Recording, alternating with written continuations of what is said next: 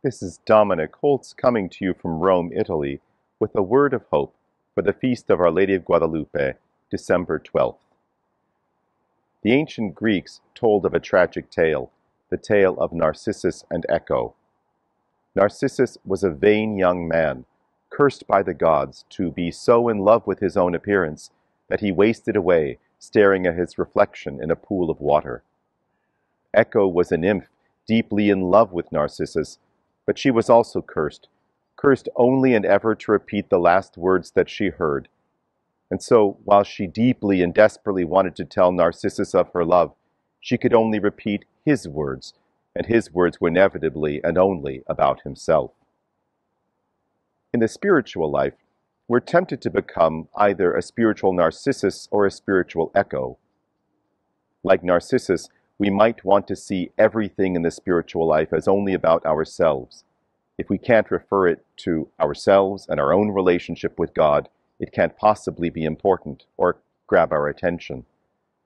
We might also be a spiritual Echo. We deeply have our own loves, our own encounter with God, but we don't feel entitled to say it. We don't tell our own stories, but we merely repeat the stories of others. Today on this feast, we're told a different tale, the truth of the gospel. When our Blessed Mother appeared to the native peoples of the Americas, in doing so she wanted them to know that the story of the gospel was equally theirs, that the whole story of the coming of Christianity to the New World was not a story merely of something alien, but a fulfillment of a promise from of old, a fulfillment of their vocation, that it was their story as much as the story of the Spaniards who had come. So likewise the prophet Zechariah foretold of the coming of the nations. Although Israel was God's special portion, his special people, all the nations, he said, would be called to the Lord, and they would each be his people. In the gospel, we hear of the visitation. But whose visitation of whom?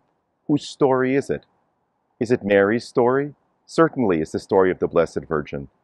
But it's no less a story of Elizabeth, nor even less the story of John the Baptist in her womb. It is for each of them their own story, fully their own encounter with the incarnate Lord, and yet it is a story that is shared, not competitive. None of them has to be silent in the presence of the other, but together they all rejoice in the common presence of the one who has come to save them. Brothers and sisters, we are too called to share our stories, to know the ways that God has called us in special and particular ways to serve him and witness to him.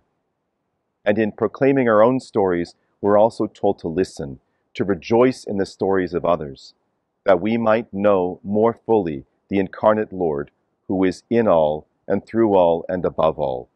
And through him we will all find that great story, the great story that will culminate in our vision of him in the kingdom that will come. And that, brothers and sisters, is a word of hope.